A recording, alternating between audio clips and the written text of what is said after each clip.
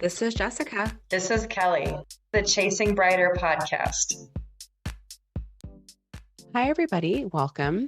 Today, Kelly and I are going to be talking about our own journeys of self-discovery and the tips we have for you to begin your own journey of self-discovery.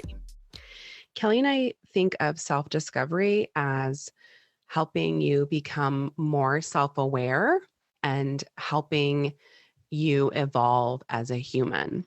And we think to do that, it's by looking and focusing on your body, mind, and spirit.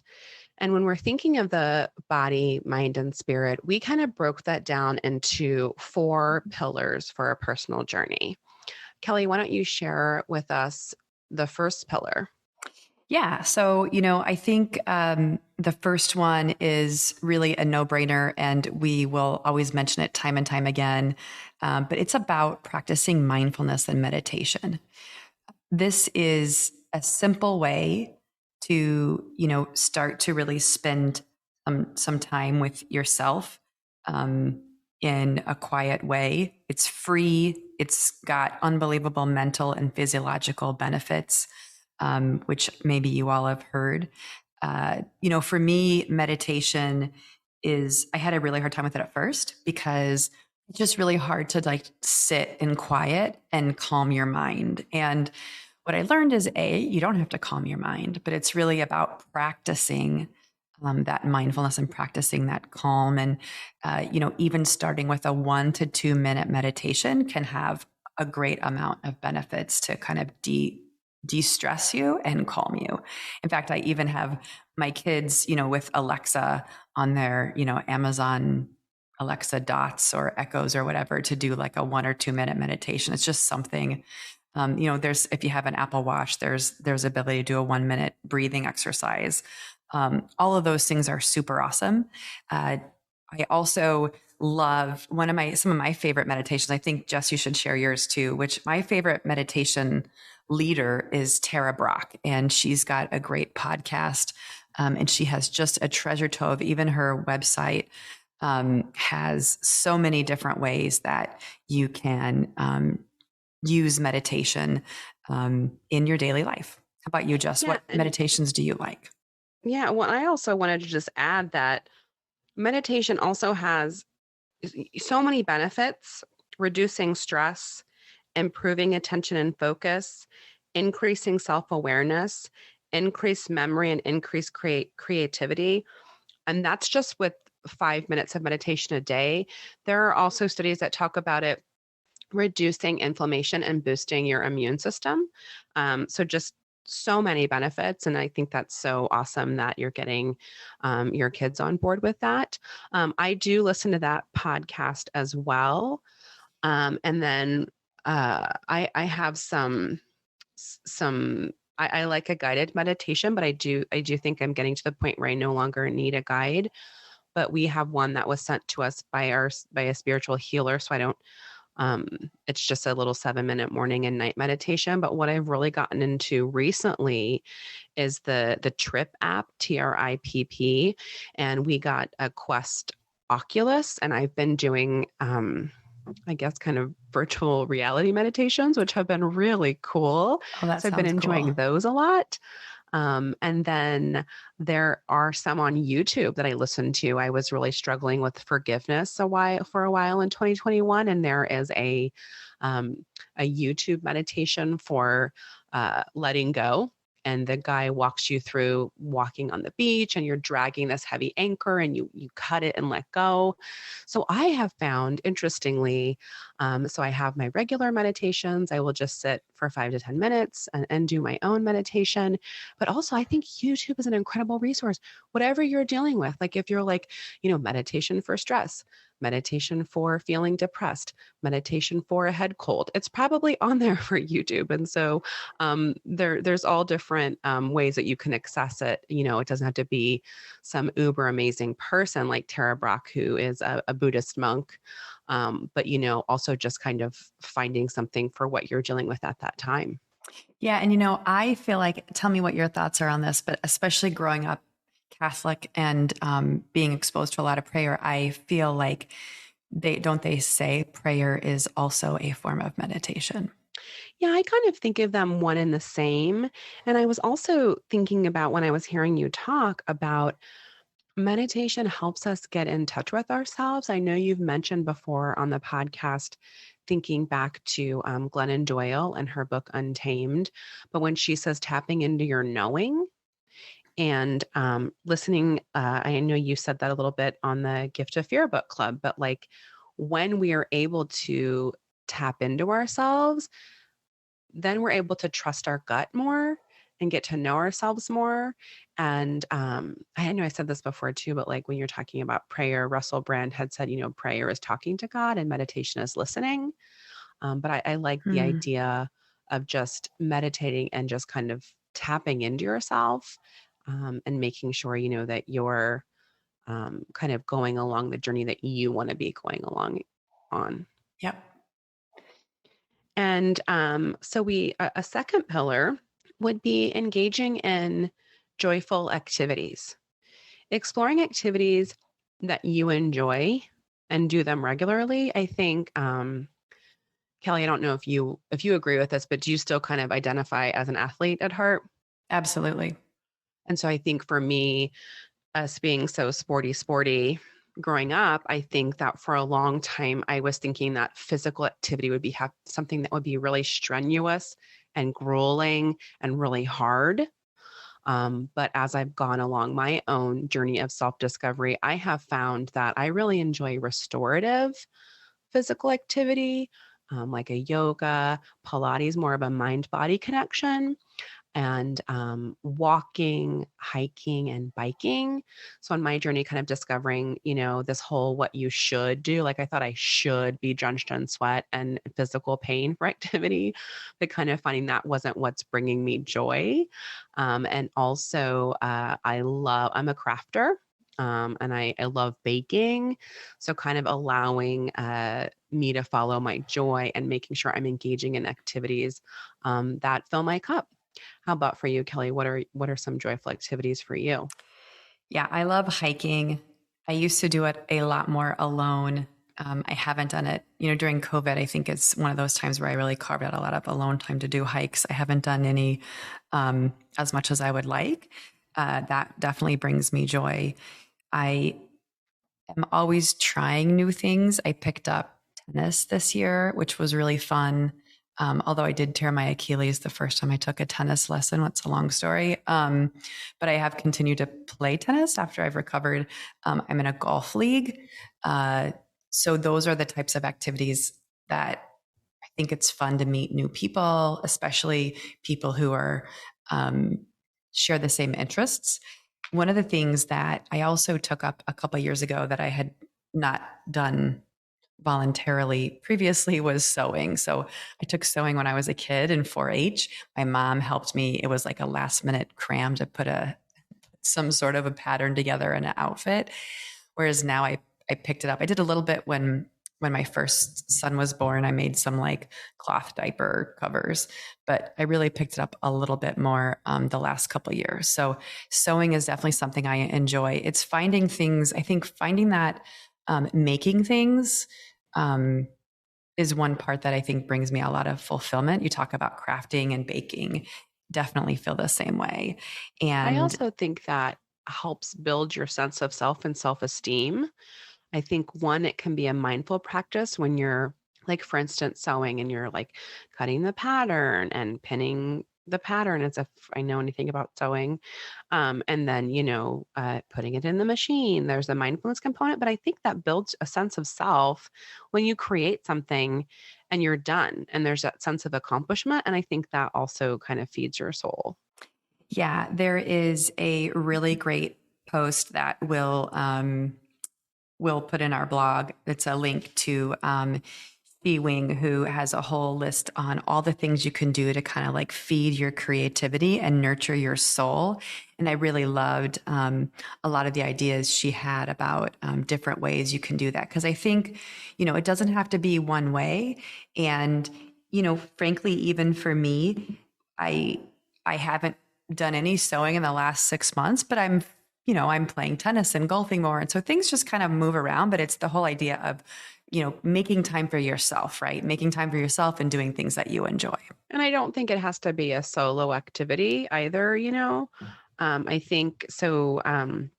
We recently went to Cooperstown together, and I thought that was so great, us being able to walk and hike every day. Yeah. I really enjoyed doing that. And I think I used to hike a ton by myself until we were hiking The together and ran snake into a incident. rattlesnake. Yes. Yes. And so that freaked me out. And then I started researching rattlesnakes and found out that there were just so many rattlesnakes everywhere. And that summer was the time when they're out. And I was going out in prime rattlesnake time when the weather was cooler. And so I'm trying to get back into hiking and figuring out how I can address that fear during this time of year, because that doesn't bring me joy, the fear of. And then Gabby and I went a few weeks ago, and then she was like, is that a snake? Is that a snake? Because I had told her just kind of be mindful of snakes, rattlesnakes. So then she was kind of on hyper alert, which I think negatively impacted her hike. Yeah, I think when we were out in New York and I walked a little bit alone, I was like walking like a monk, like just kind of being more like deliberate in my steps and like scanning as I stepped because I was nervous. I think out here in Illinois, it's mostly garter snakes. I've never seen anything worse than that. So I'm less like afraid. I'm more like on alert.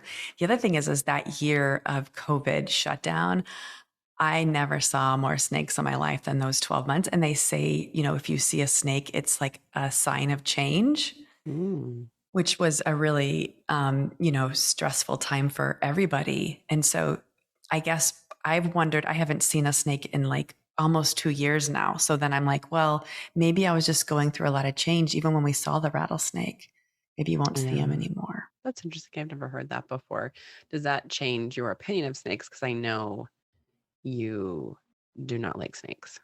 Well, I've really been, I had an encounter with a giant garter snake when I was hiking alone. And, I actually paused and took a picture of it and like really tried to, like be conscious of the fact that it was like, God made the snake. The snake's not going to hurt me. It's just a thing. It's just such an odd looking creature that creeps me out. So I was trying to like overcome that. I think when you encounter a rattlesnake in a striking pose, it's a little different of a situation. I mean, we were in danger. Yeah, it was like rattling. That was just like That's a warning. That's warning. Get the F away. Well, we ran off and didn't tell any of the fellow hikers behind us. So it was like total hiking I would say that's failure. because our adrenaline took over and we weren't in our rational brains. And sorry, fellow hikers. And I hope no one was attacked later that day. Hopefully nobody was injured. We won't tell you. That was also like height of COVID. And I think, when we saw someone, we stuck our masks on and we like tried to stay away from them, and still a lot of fear lingering at that time. Yeah. True. And so, go ahead. Yeah, no, I was going to, so let's talk about the next, yes, or the third pillar that us journeyers have come across to be helpful would be energy work. And some people call that body work, but energy healing there are so many different types of energy healing. I know that you and I have both done some with Reiki and then theta healing. But people can also call that, spiritual healing. I know here in Vegas, there's, I'm sorry, I'm not going to recall the name, but there is a spiritual center where they have shamans and Reiki healers and all different types of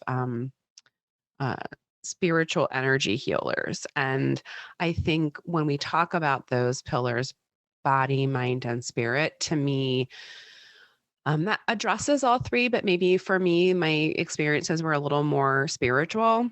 And I first started going to an energy healer. I had a friend that was going for years, and she just said like the healer, and I had no idea what it was. But I had noticed that after she would go, she would be in like just a better place for 6 to 9 months. And we had kind of talked about going. And then one day I just decided I'm just going to go. And I went and had a really incredible experience, which I think allowed me to open myself up to a spiritual source, and also completely changed my ability to meditate and has changed meditation for me moving forward. And so then that allowed me to be open to go to other energy healers. And Kelly, how about you and your first experience? Yeah, I mean, the spiritual healer was really, um, really amazing. Did you do yours remote or in person? No, I went in person because Yeah, and so I had done mine remote because it was right during COVID, and that was really crazy. Just being even literally on the phone, not even no camera, no anything. And working with a person who could really channel and read my energy. And I agree, it became a foundational part of my meditation going forward. It was a it what was cool is in that one session, it's tremendously exhausting. So it's a lot of like emotional overload in a lot of ways, but it truly felt healing. And just, when I first kind of went through this process and you talk about healing from the past, everyone has their own past and their own traumas, and sometimes they're holding us back. And so the ability to really let go of those things and find ways to do that have a tremendous benefit. And so that's what I found was amazing on this spiritual healer. And it certainly was probably the most significant catalyst for the spiritual part of my self-discovery journey. And, one of the things that you and I have done over the last year-ish was our weekly kind of chakra cleanse with Janet, which was super awesome too, and that was really a great part of our own meditation practice. And Janet is a Reiki healer. The tenets of Reiki, right, are like everything here on earth has energy that flows through it. And a Reiki healer helps, energy flow through them and to you so you can kind of work on healing yourself. Part of the Reiki healing is regular maintenance of your spiritual self in a lot of ways. It doesn't have to be every day. It doesn't even have to be every week, but it's really helps to bring a better connection to yourself and the universe, and reminding ourselves that we are loved and there is a higher power, which is pretty awesome. The other part of even healing from my past or addressing my past was therapy, Jess. And so, I kind of put that as part of this too, is, I worked with a therapist and really worked through, some of the things to learn about myself. And I think the biggest part was, to really stop with feeling shameful or embarrassed about maybe the things that I am not so good at, because you just kind of learn that everybody has their own situation. And so just kind of embracing mine. And I know we've talked about, some of the things I found about myself is anxiety, that I struggle with anxiety, and emotional neglect, that I really run away from my feelings. And so, those aren't things that get fixed overnight. And they're still not fixed, but they're definitely things, I'm working on. As we say, we're doing the work. Yeah, so I've gone to therapy several times over my lifetime. And in my early 20s, when I was in graduate school, and working full time, I think I was having like a nervous breakdown, and I went to therapy. And I think at that time, I was able to address a lot of my issues from our family of origin. And interestingly, I was really validating when I went to see a spiritual healer, and she was like, "Oh, there's like nothing there from your parents. Like you worked through that." I mean, I'm not perfect in any way, but it was nice that someone recognized I had been working hard there. And I think I also, and then I went to therapy again, I think 2021 or something. I think it's great as we go through the life cycle, different things happen. And maybe the tools and the strategies that you learned in therapy before are no longer working, or it's just different stuff you hadn't addressed yet. So I always think Yeah. it's great. It's beneficial to have an outside person who has, no agenda for you, to get feedback there. And also I would say, I recommend a lot of clients who have had trauma, you do the work, you read the books, you do so many things, and then it's still kind of stuck there. And that energy work can help you learn to let things flow, right? It's like practicing things flowing through you and letting them go and continuing for them to be able to flow so they don't get stuck again, right? We want to keep kind of practicing that. And I know I brought up um,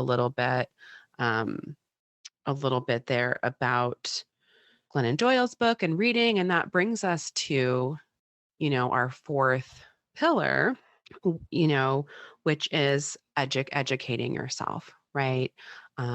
Reading, listening to podcasts. Those are kind of the things those are my go-tos. The book that really, I think, started my journey of self-discovery would have been Glennon Doyle's Untamed. That would be my top recommendation. And also a book I love and I reference every single day is The Four Agreements by Don Miguel Ruiz. The Four Agreements is a really short book. It's four agreements. It's like 120 plus pages. And then with Glennon Doyle, now I listen to her podcast, We Can Do Hard Things. I read Brene Brown's book, The Gifts of Imperfection. I listened to Brene Brown's podcast, Unlocking Us. I do listen to Tara Brach's podcast. So for me, it's really books and podcasts. How about for you, Kelly? What are the ways that you're trying to, educate yourself? Yeah. So I think the books you mentioned, I mean, The Four Agreements is a super quick, easy read. It's something you could read again and again. They even make like little reference cards because it's a lot of really great information you can use every day. And Untamed is definitely a good one. I think it helps because, through that, Glennon Doyle really puts, a human perspective on some of the challenges and just knowing that we all have our own struggles. So I think that one was really awesome and empowering as I went on my own self-discovery journey. I read Daring Greatly from Brene Brown. So Brene has a bunch of different books. She's got a Netflix series and the podcast. She's tremendous in terms of tackling vulnerability, which is really a key part of, as you explore yourself and you see the things that, you don't necessarily always want to see and dwell on. It's about being vulnerable. It's about letting people see all of you. And I think that's been a really key part of making my own journey and just within my own relationships. The last book I would mention, which came from our spiritual healer, was Rise, Sister, Rise. So I think, part of us doing and focusing on Chasing Brighter is about empowering women. And so I loved Rise, Sister, Rise because it's such a cool, spiritual book for women in a lot of ways. It's all about empowering women, and it talks a lot about, learning your own truth and leading the way for other women and how we set ourselves as examples for others, all of us, always. And it talks a lot about, which our spiritual guide also mentioned, which is just about as a woman, you carry what was the word, from all the women who were before you. And Rise, Sister, Rise is that too, which is channeling all the women who were here before you, which is a pretty awesome thing to think about. And I also, with Glennon Doyle's book, I encourage anyone to check out my review of it, because I have so much to say. I could spend a whole podcast on it, but we do have that on our bookshelf, on our blog. And then you talking about books recommended from our spiritual healer, I do have to do a shout out for Anita Morjani's book, Sensitive is the New Strong. Anyone out there who thinks they might be an empath or knows they're an empath, that book is really incredible. It was really incredible in helping me understand myself more, understanding why I'm so, quote unquote sensitive, and learning and accepting that part of me and owning it as a strength. That's awesome, Jess. And I think, in a lot of ways, to summarize what we talked about, is we really wanted to use this episode as kind of a highlights reel, if you will, about it. And I think, this really, what we're sharing today is the foundation of why we're doing Chasing Brighter, right, Jess? And so I think we'll probably even be talking about all of these things in so many ways, shapes, or forms. And we will also have a blog post on it so everyone can get more information. Yeah, I think I want to, we want to inspire everyone to go on their own journey and learn about Yeah. themselves. And I really Yes. want to highlight we both want to highlight this is not a how to. This is not a black and white. This is what you should do. This is like, hey, we found this stuff really helpful. And if any of this sparks interest for you, check it out. Check it out and see if that's something that helps you on your journey. But there's not a right or a wrong way to do any of this. Absolutely. It's all about thinking about how you can evolve yourself, like you said, continue to find joy in your life. Absolutely. That's all for today. Thanks for listening. And don't forget to follow us on chasingbrighter.com or on YouTube at Chasing Brighter or on Instagram at Chasing Brighter.